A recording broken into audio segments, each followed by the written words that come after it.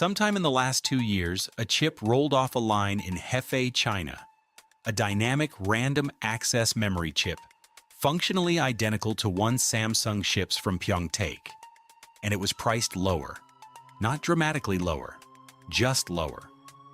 Changxin Memory Technologies, the state-backed memory fab operating out of that Hefei facility, has quietly moved product into spot channels at prices that undercut Samsung and its rivals by a margin you'd need a spreadsheet to notice. So here's the question that should be keeping analysts up at night. If CXMT can undercut every memory maker on Earth, why hasn't it done exactly that? Driven prices to the floor and buried Samsung in the rubble. CXMT holds one key to the most consequential lock in the semiconductor industry. What it does with that key determines whether the next decade of memory belongs to Hefei or Pyeongtaek. So the question stands, if CXMT can undercut everyone, why hasn't it? The surface answer is that it has, just modestly. Reports from spot market trackers and analyst notes from the memory sector place CXMT's pricing below major incumbents, not by orders of magnitude, but by a handful of percentage points. The conventional read is clean. New entrant buys market share incrementally. Customer qualification cycles in dynamic random access memory are long, measured in months of testing before a phone or server manufacturer will swap in a new supplier. A small, consistent discount is the rational entry wedge. CXMT is playing the share gain game, and it is playing it carefully. My read is that the share gain story is real, but it is also the version of events that flatters everyone. It lets CXMT look disciplined and lets Samsung and SK Hynix look unthreatened. I do not think either framing is fully honest. The share gain explanation describes the behavior without explaining the ceiling on ambition. If the cost base allowed more aggressive undercutting, why stop at a few percentage points? The popular answer gives you the what. It does not give you the why. So the question stands, if CXMT can undercut everyone, why hasn't it? Because a dynamic random access memory fab is not a price gun. It is a machine that converts capital expenditure and yield rates into working chips. And if yield is low, the cost per functional chip is high, regardless of what the sticker price says. Reckless pricing below cost does not damage Samsung first.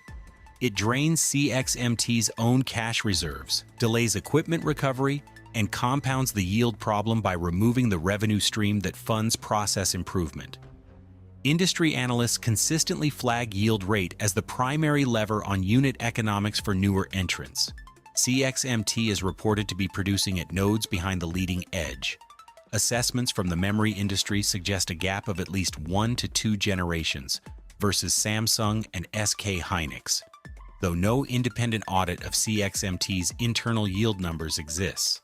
Think of a bakery that just installed new ovens, but is still calibrating the temperature, burning one loaf in 3. You can sell bread below the bakery across the street, but if you are pricing below what it cost you to bake the loaf that did not burn, you are subsidizing your own losses. The ovens do not care about your pricing strategy. CXMT's fabs operate on the same logic. Historical memory bears this out. Taiwanese manufacturers in the 1990s and early 2000s were badly burned by price wars they initiated before their yield economics were favorable. The lesson is documented. A well-run operation does not repeat it. But yield economics explain why reckless dumping is bad business. They do not explain the specific shape of CXMT's restraint, why the discount stays in a narrow band, why pricing has not moved more aggressively, even where margins might support it. There is a ceiling on ambition here that cost accounting alone does not account for. Which brings me to a hypothesis I want to test, one I am not certain of. CXMT's restraint is not a business strategy in the conventional sense. It is a survival calculation dressed in the language of market share.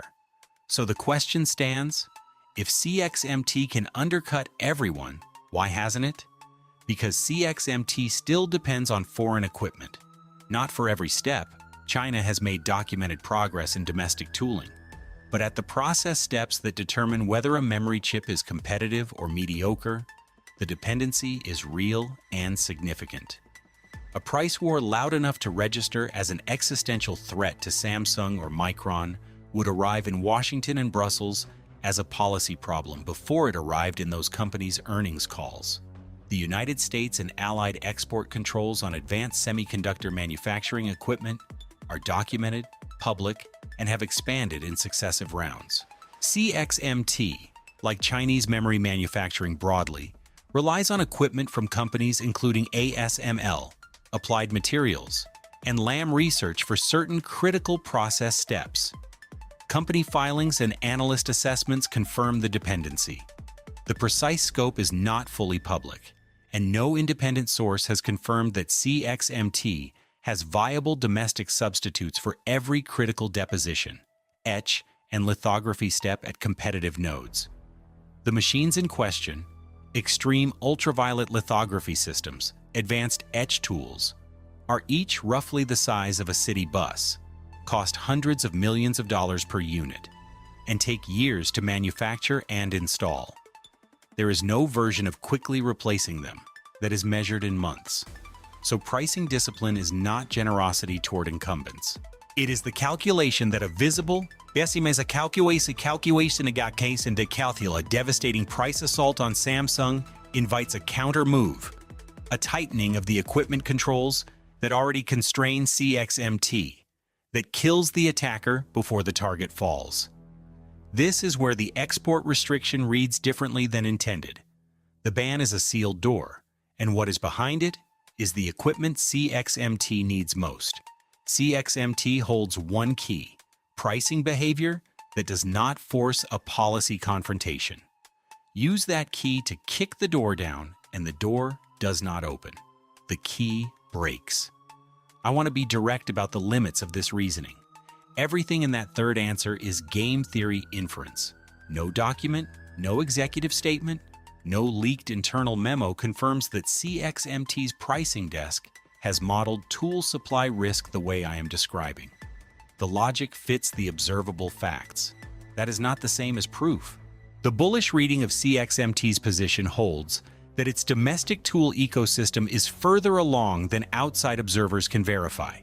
Chinese equipment makers have posted real progress, and if yield rates are higher than estimated and tool substitution is more advanced than reported, the constraint I just described is weaker than this analysis assumes. In that scenario, restraint is pure strategy, not necessity, and the ceiling lifts faster than incumbents expect. The bearish reading holds that CXMT is simply not close to competitive at leading-edge nodes. The yield gap is wider than spot market pricing implies, and the pricing discipline observed is the only commercially viable behavior for a fab that cannot yet produce at volume with confidence. In that case, there is no strategic calculation. There is just a company selling what it can make at a price the market will bear. Both readings are probably partly true at different process steps and different product tiers. The honest answer is that CXMT's constraint is a mixture of genuine limitation and genuine calculation, and the ratio between them is something only the people inside the Hefei fab know, which means the driving question was slightly the wrong one. Asking why CXMT has not crashed prices assumes the endgame is a price collapse, that winning means driving dynamic random access memory to the floor.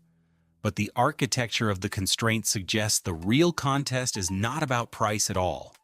The better question is this: which side runs out of leverage first? CXMT's need for foreign tools, or the incumbent's need for the margins that CXMT is already compressing? Whoever blinks first does not lose a price war. They lose the next decade of the market. My read is that CXMT is playing a longer game than the dumping narrative gives it credit for, and a more constrained one than its most optimistic advocates admit. The discipline is real. So is the ceiling. That chip that rolled off the Hefei line, it is not a missile aimed at Samsung's balance sheet. It is a key, held carefully, used only as far as the lock allows. The ban told CXMT exactly what it could not afford to provoke, and so far, it has listened. If CXMT's tool dependency narrows over the next 3 years, does that calculus change? And what does Samsung do the day it does? Drop your read below. If this kind of inside-the-structure analysis is what you come here for, subscribe. There is more where this came from.